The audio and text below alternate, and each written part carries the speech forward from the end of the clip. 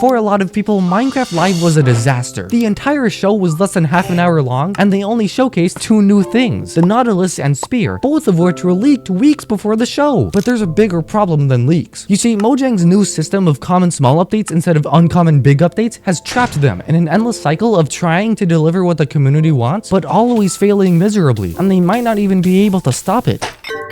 Minecraft's old system had both big and small updates, or major and minor. Major updates would make the version number go up by the second number, i.e. 1.0, 1.1, 1.2, etc. And minor updates would always have the third number, like 1.0.1 or 1.2.3. And Bedrock's update numbering system is really weird. Minor updates have always been with the game. It's just that they've mostly been bug fixes. For example, if they release a major update like 1.21, then realize that there's a game-breaking glitch that they haven't patched yet, they will release 1.21.1 the next day and fix the bug. But how they've been handling things recently with game drops have confused a lot of people. Instead of releasing uncommon major updates like 1.21, they release minor updates more commonly, like 1.21.4 for example. They still had bug fixes, but they still added a lot of new content. The first real game drop that we got was in 1.20.5 with the Armored Paws drop. It released a bit after 1.20, and it added armadillos and wolf armor. That's literally it, but it was a step in the right direction for minor updates. A bit after that, they released 1.21 Tricky Trials, which was the next major update for the game. This was the last major update that Mojang was planning on releasing, because as we take a trip down Minecraft wiki lane, we can see that 1.21.1 was only a minor hotfix released about 2 months after the major update, and 2.5 months later, they released the first game drop of 1.21 called Bundles of Bravery, adding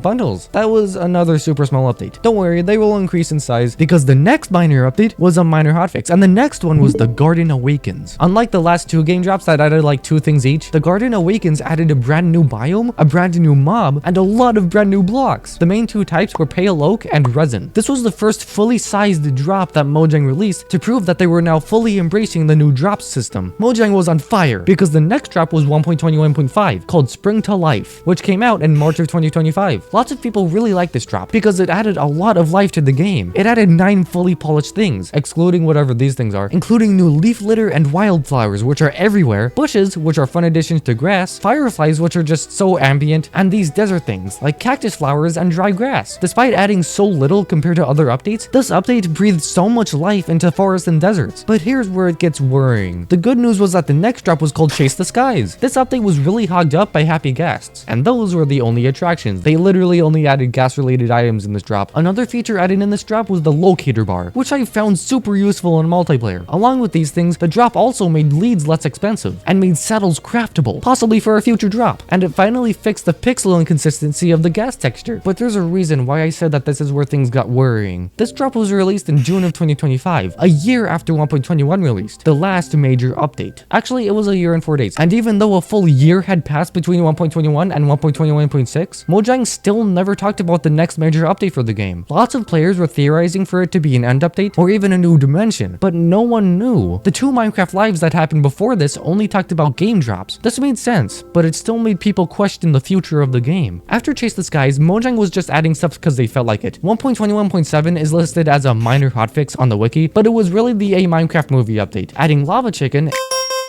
and the Dennis painting. And 1.21.8 was even smaller, fully being a minor hotfix update with no added items or blocks. And that's where we are today, October of 2025, almost a year and a half after 1.21 released, still with no major updates in sight. 1.21.9 released a few days ago, adding a lot of new copper items, but this drop is likely smaller than you think. Yes, it added a whopping 72 additions, from blocks to items to mob, but most of these additions are just duplicates disguised as original features. Like, look at these first additions listed. The copper chest. Next one, exposed copper chest. Next, weathered copper chest. Then oxidized copper chest. Then wax copper chest. Then wax exposed copper chest. Then wax slightly weathered copper chest. It's a lot of duplicates. In fact, not including duplicates, we have 12 additions. Copper chests, shelves, copper golem statues, lightning rod variants, copper golems, copper tools, copper armor, copper nuggets, copper torches, copper lanterns, copper bars, and copper chains. And only including purely original features, not including things like lightning rods because they were in the game already, we have the shelf and the copper golem.